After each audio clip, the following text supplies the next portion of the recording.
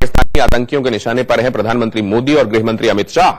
क्या राष्ट्रीय सुरक्षा सलाहकार अजीत डोभाल पर हमले के लिए स्पेशल प्लानिंग की जा रही है जैश ए मोहम्मद की तरफ से? देखिए पाकिस्तान का ऑपरेशन प्राइम मिनिस्टर।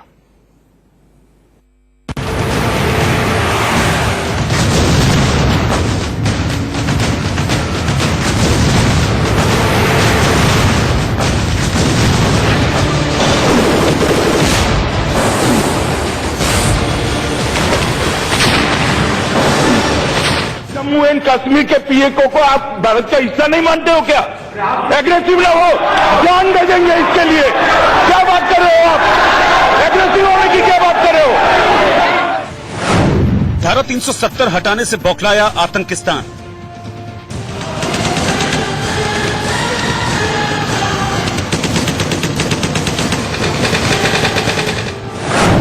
इमरान के पिट्ठू पाकिस्तानी आतंकियों ने दी हमले की धमकी।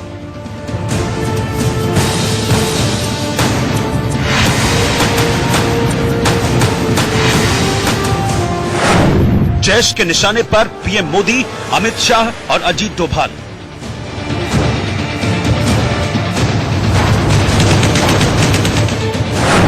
हमले के लिए जैश ए मोहम्मद का स्पेशल आतंकी दस्ता तैयार।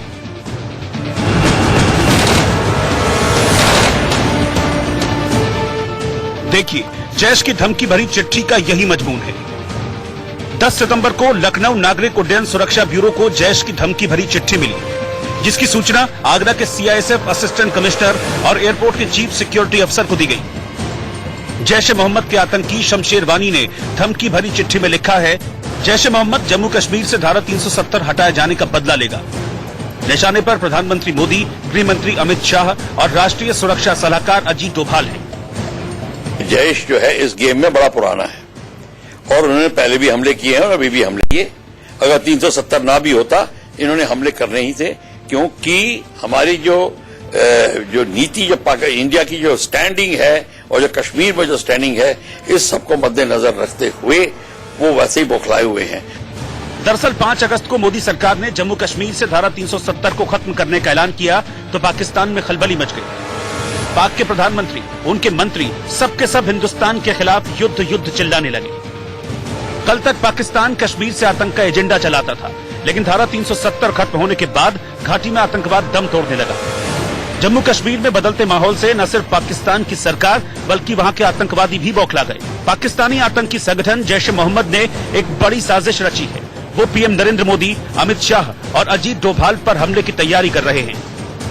पाकिस्तान का पूरा इनकी जो नापाक हरकतें रही हैं, टेररिज्म, प्रॉक्सी, हाइब्रिड वॉर, जिहाद, एक्सट्रीमिज्म का, उसकी पोल खुल रही है। तो इसलिए जो उनकी बौखलाहट है, जो उनकी हरकतें हैं, वो इन सब नापाक हरकतों को अंजाम देने की है। खुफिया एजेंसियों को ये जानकारी मिली है कि जैश ए मोहम्मद सितंबर के आखिरी में कोई बड़े आतंकवादी गतिविधि को अंजाम देने की पूरी तैयारी कर रहा है और इसके लिए ये भी जानकारी मिली है कि इसके लिए पाकिस्तान आर्मी का एक मेजर पूरी तरीके से जैश ए मोहम्मद पूर्ण मदद भी कर रहा है। इसके अलावा विदेशी एजेंसियों ने कुछ इंटरसेप्ट पकड़े हैं, जिसमें एक आतंकी शमशेर वानी अपने आकाओं से पाकिस्तान में बैठकर बात कर रहा है और ये भी बात कर रहा है कि इस आतंकवादी गतिविधियों को किस तरीके से अंजाम देना है। जम्मू कश्मीर के पुलवामा में आतंकी हमले के बाद भारत ने 25-26 फरवरी की दरमियानी रात पाकिस्तान में घुसकर उसके आतंकी अड्डों पर बम बरसाकर उन्हें नेस्तनाबूद कर दिया।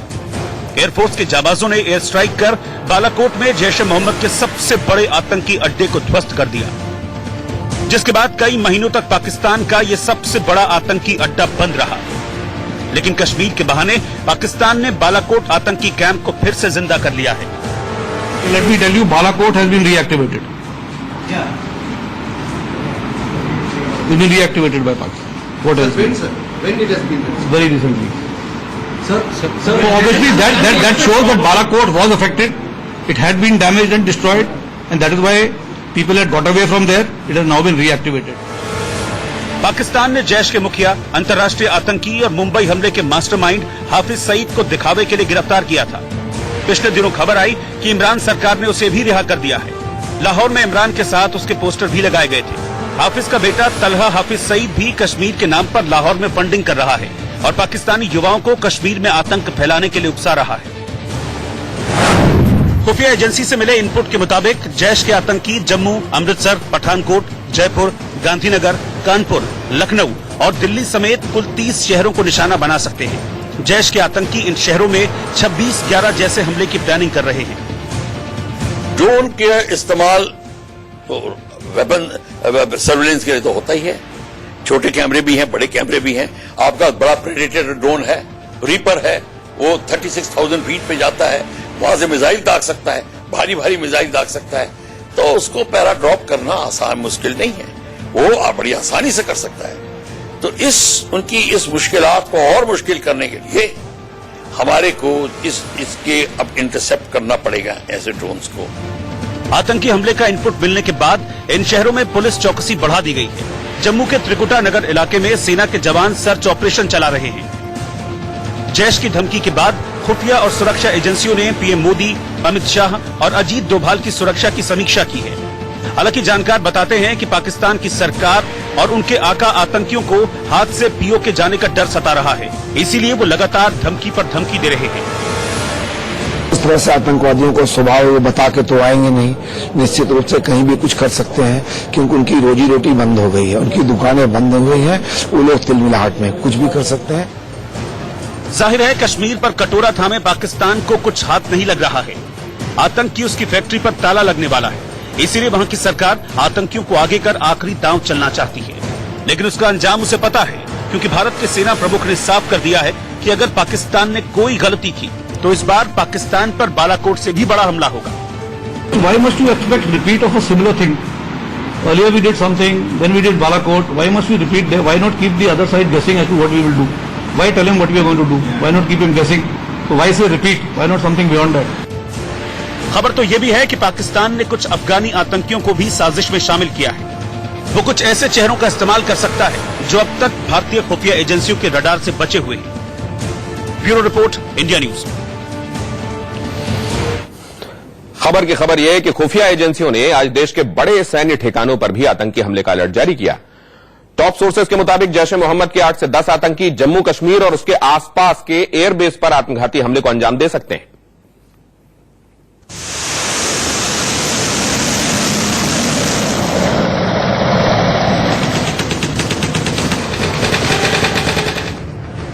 हिंदुस्तान के एयरबेस पर मंडराया आतंकी हमले का खतरा।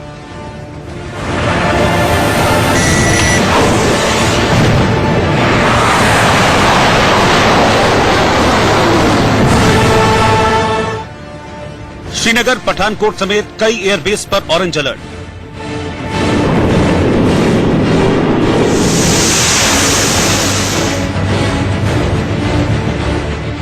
देश भर में हाई अलर्ट पर वायुसेना के एयरबेस।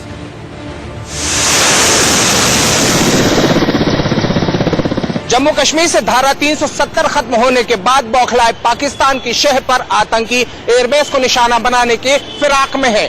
खुफिया जानकारी के मुताबिक जैश ए मोहम्मद के आतंकी जम्मू कश्मीर और उसके आसपास के इलाके में वायुसेना के एयरबेस पर हमला कर सकते हैं। इस वक्त में उनका जो टारगेट है सेंसेशनल अटैक करने का है।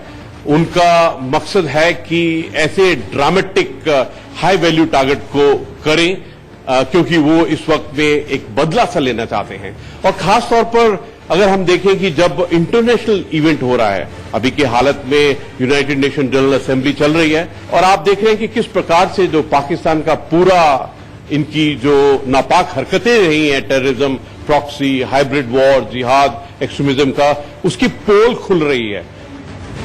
सबसे पहले जानिए कि वो कौन कौन से एयरबेस हैं जिन पर आतंकी हमले का खतरा मंडरा रहा है। खुफिया एजेंसियों को मिली रिपोर्ट के मुताबिक पाकिस्तानी आतंकी पठानकोट एयरबेस पर एक बार फिर से हमले की साजिश रच रहे हैं। इस एयरबेस पर जनवरी 2016 में भी आतंकियों ने हमला किया था, जिसमें 7 जवान शहीद हो गए थे। पठानकोट के अलावा श्रीनगर, अवंतीपोरा, जम्मू और हिंडन समेत सभी प्रमुख एयरबेस पर ऑरेंज अलर्ट जारी किया गया है। तैयारी हो चुकी है और ऐसे अब हमला इतनी आसानी से पहली बात तो होएगा ही नहीं, और हुआ तो एब्सोल्युटली खत्म हो जाएगा। पर हमको बाकी एयरफील्ड्स के ऊपर ध्यान देना होगा। वो पठानकोट की बात करके क्या कहते हैं, आदमपुर पे, हलवारा पे और कहीं हम अंबाला पे कहीं कर सकते हैं।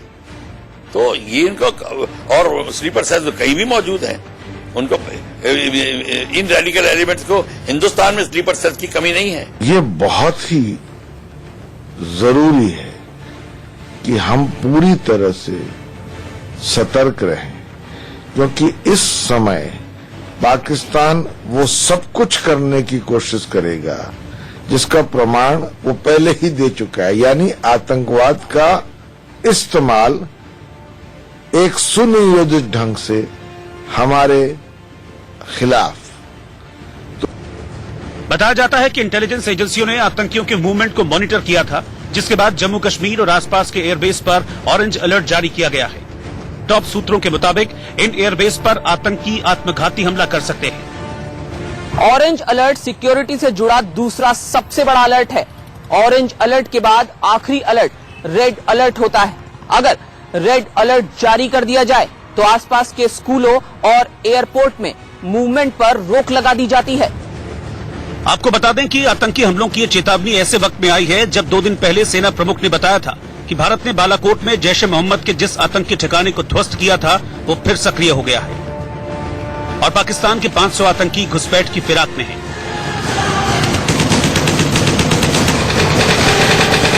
Numbers keep fluctuating, but I would say yes, there are at least 500 people who are waiting to infiltrate. That is the minimum number I would say, but these numbers keep fluctuating because depending on how the weather pattern is and they keep moving. Now you see what's happening is as the snowfall has melted, the ice has melted, the shift has taken place towards the northern part of J&K, towards Gurez, Angalwan, those areas are getting activated. Now as the temperature keeps falling and the snow starts coming in, they start coming in to areas which are less snowbound. But as of now, we have taken adequate measure. We have pushed in more troops. We have increased our deployment, thickened our deployment along the line of control to ensure that infiltration is curbed to the maximum. And Balakot के आतंकी camp के फिर से active होने को लेकर रक्षा मंत्री राजनाथ सिंह ने कहा कि भारत न तो पाकिस्तान की धमकी से डरता है, न ही उसके आतंकियों की साजिश से, बल्कि इस बार अगर पाकिस्तान ने कोई गलती की तो वो उसकी जिंदगी की सबसे बड़ी भूल होगी। जम्मू कश्मीर से धारा 370 हटाए जाने के बाद पाकिस्तान ने खुलेआम बोल दिया है कि हम आतंकी भेजेंगे। भारत के कैमरे में उसके जिंदा सबूत भी कैद हैं। बॉर्डर पर घुसपैठ करने की फिराक में पाकिस्तानी आतंकी मारे जा रहे हैं। पाकिस्तान उनकी लाशें ढो रहा है और चीन की मदद से भारत में ड्रोन हथियार गिरा रहा है। आपको बता दें कि पिछले महीने रिपोर्ट आई थी कि पाकिस्तान ने सरक्रीक इलाके में स्पेशल सर्विस ग्रुप के कमांडो तैनात किए हैं। आतंकियों को घुसपैठ कराने के लिए पाकिस्तान लगातार बॉर्डर पर गोले भी बरसा रहा है, लेकिन हमारे जवानों की जवाबी कार्रवाई से पाकिस्तान घुटने टेकने को मजबूर हो जाता है।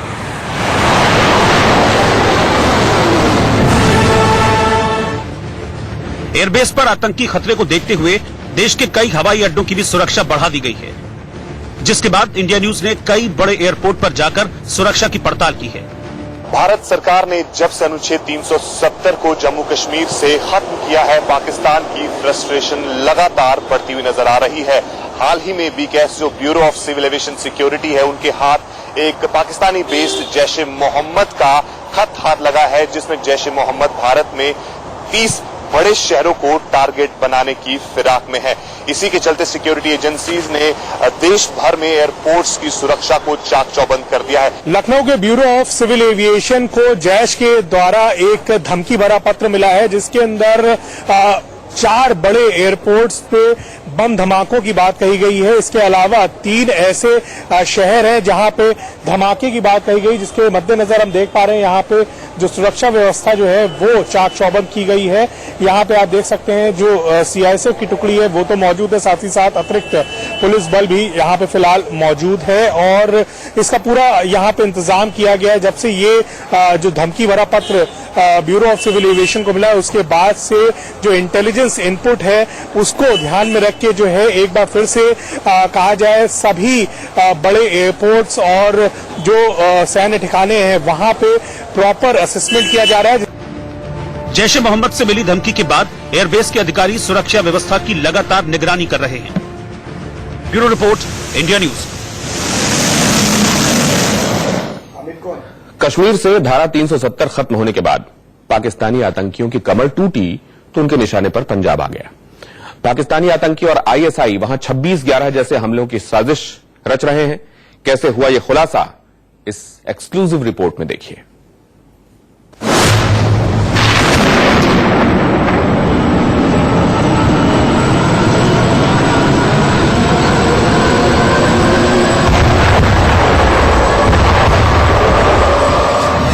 भारत में पाकिस्तान चीन का ज्वाइंट अटैक।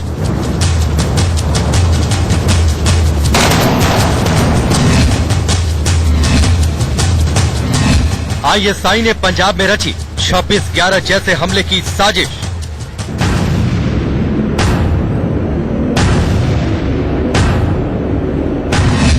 पंजाब में ड्रोन से करवाई हथियारों की डिलीवरी।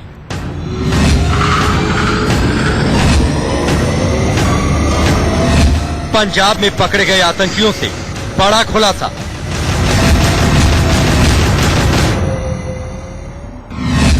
सबसे पहले आपको हथियारों की वो खेप फिर से दिखा दें जो पाकिस्तान ने ड्रोन के जरिए पंजाब में पहुंचाई। 5 AK-47 राइफल, 16 मैगजीन, 472 कारतूस और हैंड ग्रेनेड।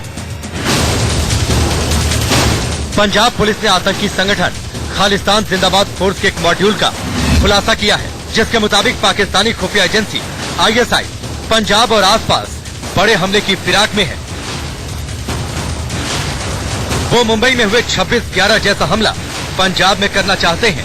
मतलब कहीं भी अंधाधुंध फायरिंग कर इंसानों की लाश बिछा देना चाहते हैं, और इसी के लिए आईएसआई ने ड्रोन के जरिए पंजाब के सीमावर्ती इलाकों में हथियारों की डिलीवरी करवाई।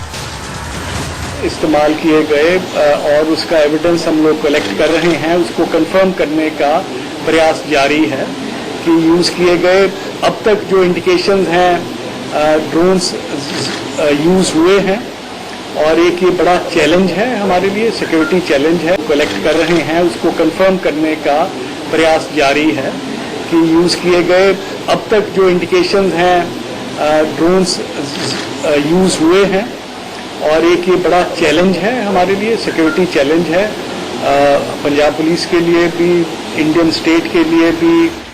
गिरफ्तार किए गए आरोपियों की पहचान बलवंत सिंह उर्फ बाबा उर्फ निहंग, आकाशदीप उर्फ आकाश रंधावा, हरभजन सिंह और बलवीर सिंह के रूप में हुई है, जो खालिस्तान जिंदाबाद फोर्स नाम के आतंकी संगठन के लिए काम कर रहे थे। ये मॉड्यूल पाकिस्तान और जर्मनी में बैठे आतंक के आका चला रहे थे, यानी पाकिस्तान ने खालिस्तानी मंसूबे को हवा देने के लिए ड्रोन के जरिए हथियार भेजे। सूत्र ये भी बताते हैं कि इस साजिश में पाकिस्तान की मदद चीन भी कर रहा है। अब जानिए कि ड्रोन के जरिए हथियार गिराने में कामयाबी कैसे मिली होगी। दरअसल ड्रोन कम ऊंचाई पर उड़ता है, जिसके कारण ये रडार में कैप्चर नहीं हो पाता। ऊपर से वो क्रॉस करते हैं तो कहीं न कहीं अपनी स्लिप अप होती है, पर क्योंकि जो जब बाउंड्री अपनी इतनी बड़ी है, इतने उसको लंबा एरिया है, उनका हरेक अगर चाहो कि हम उसको मैन कर लेंगे, वो पॉसिबल नहीं होता है, वो कर सकते हैं। ऐसा पहली बार हुआ है, लेकिन खतरा बेहद बड़ा है।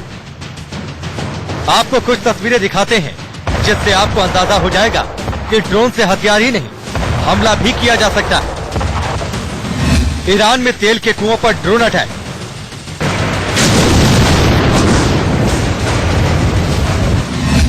यमन की खाड़ी में ऑयल टैंकर पर ड्रोन अटैक।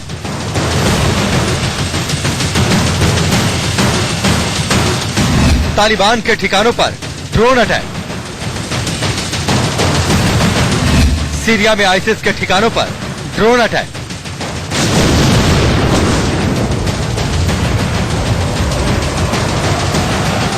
ड्रोन अटैक बेहद हाहाकारी होता है। जम्मू कश्मीर से अनुच्छेद 370 हटाए जाने के बाद पाकिस्तान बौखलाया है। कश्मीर में उसकी आतंक का कारोबार बंद हो चुका है।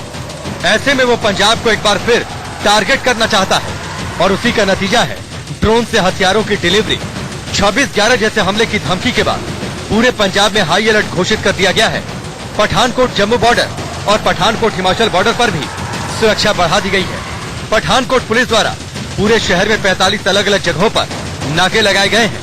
पूरे पठानकोट को सील कर दिया गया है।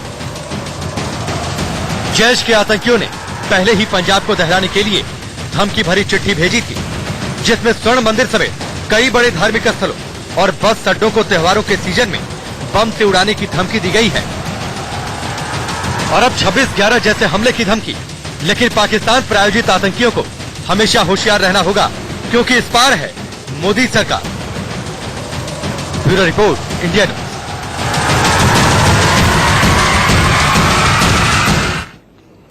अमेरिका में मोदी और इमरान दोनों हैं, लेकिन मुलाकात नहीं हुई। बावजूद इसके दोनों एक दूसरे पर खूब बयानबाजी कर रहे हैं। ट्रंप के सामने इमरान कश्मीर राग छेड़ते हैं तो मोदी से फटकार पाते हैं। और रही बात मोदी की, तो ट्रंप को मोदी में महात्मा नजर आते हैं, यानी दुनिया का सबसे ताकतवर शख्स प्रधानमंत्री नरेंद्र मोदी का फैन हो चुका है।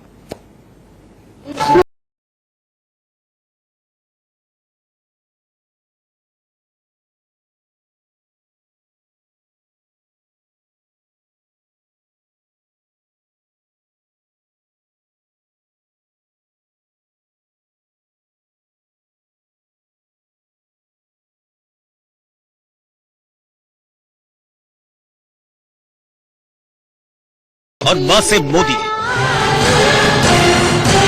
हालांकि तीनों नाम के पहले अक्षर एक है, लेकिन तीनों की कोई तुलना नहीं है। महात्मा गांधी अहिंसा के पुजारी, मोदी महात्मा के पुजारी और मुसोलिनी फांसीवाद का पुजारी, जो इटली का तानाशाह और जर्मनी के तानाशाह हिटलर का सबसे करीबी था।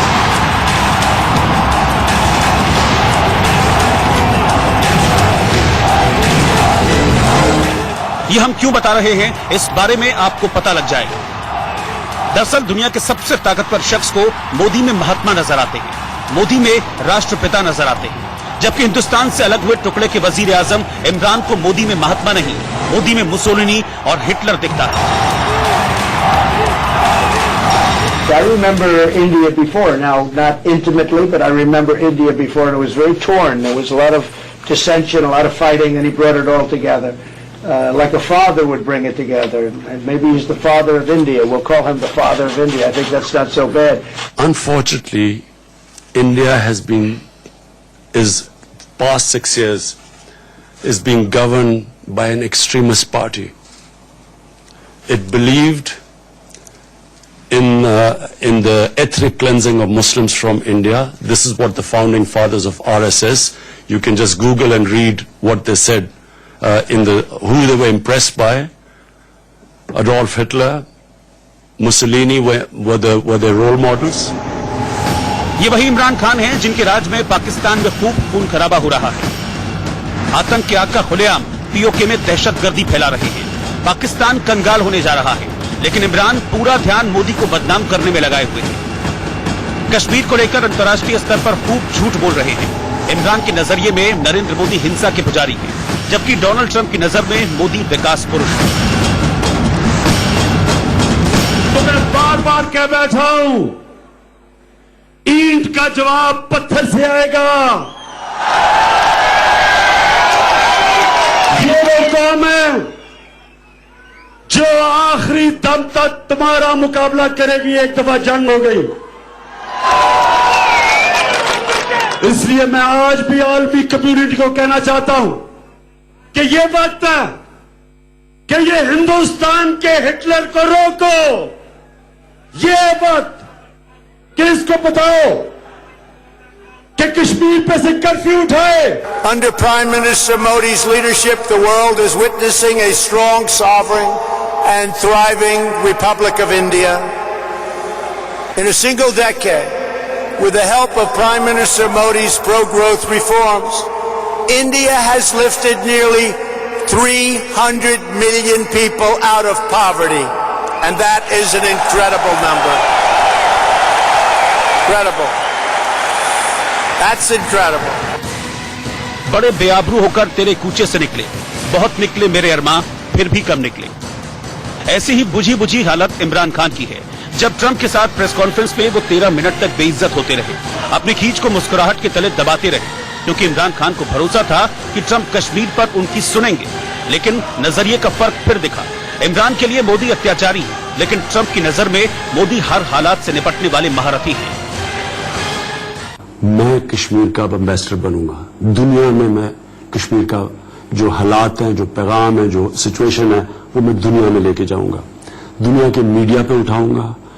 जिन हेड्स ऑफ स्टेट से अभी तक मेरी बात हो चुकी है, उन सबको मैंने आगाह किया और आगे भी इंशाल्लाह जिन जिन से बात होगी मैं उनको सबको बताऊंगा कि कश्मीर में हो क्या रहा है। ये अगर मसला जंग की तरफ चला गया तो याद रखें कि न्यूक्लियर हथियार हैं दोनों मुल्कों के पास। To keep our nation safe, the United States and India are forging an even stronger security partnership. U.S. defense sales to India have also reached $18 billion over the past decade.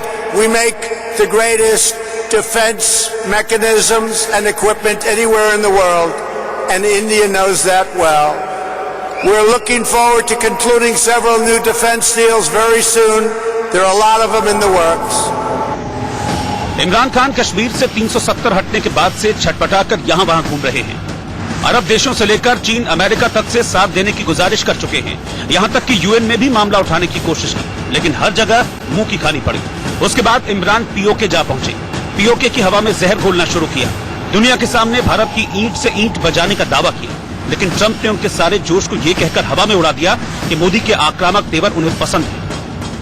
मैं नरेंद्र मोदी को यहां से आज पैगाम देता हूं कि आप एक्शन लें। आपकी ईंट का जवाब पत्थर से दिया जाएगा।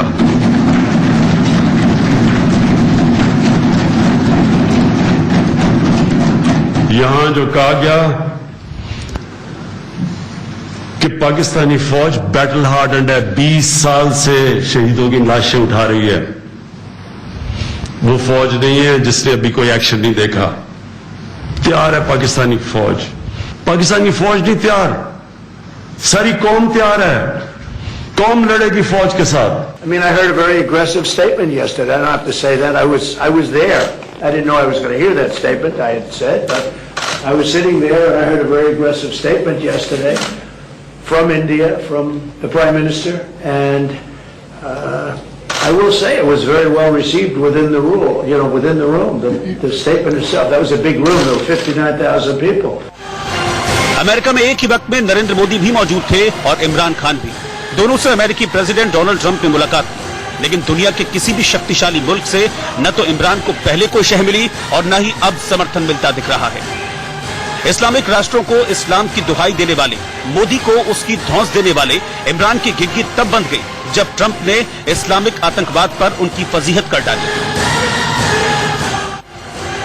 इमरान खान जहां दुनिया के सामने मोदी को खलनायक की तरह पेश करने के लिए बेचैन नजर आए, वहीं ट्रंप को मोदी में नायक दिखते हैं। उन्हें मोदी में एल्विस प्रेस्ली के दर्शन होते हैं। The people of Kashmir are being subjected to this because they are Muslims.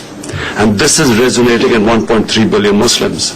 And it's very important for Muslim world to play its part, because they are only suffering because they are Muslims. The Hindu Kashmiris are not suffering. And that's why it is important for them to take a stand. Because if the Muslim countries don't take a stand for whatever reason, for their own trade or whatever agreements, that's what leads to radicalization when the governments do not express the wishes of the people and when they see injustice. They love this gentleman to my right. They really do. Those people went crazy. That was like Elvis. That was like an American. He's like an American version of Elvis. That was like we brought in the middle of an all-American deal. Elvis Presley came back. Now he was. कहते हैं ना, हर शख्सियत नजरों से तय होती है। इमरान की नजरों में न जाने कौन सा काला चश्मा पड़ा है कि उन्हें मोदी का हर रंग काला ही नजर आता है, जबकि दुनिया के सबसे शक्तिशाली मुल्क के राष्ट्रपति के लिए फिलहाल मोदी सबसे बड़े हीरो हैं। Bureau report, India news.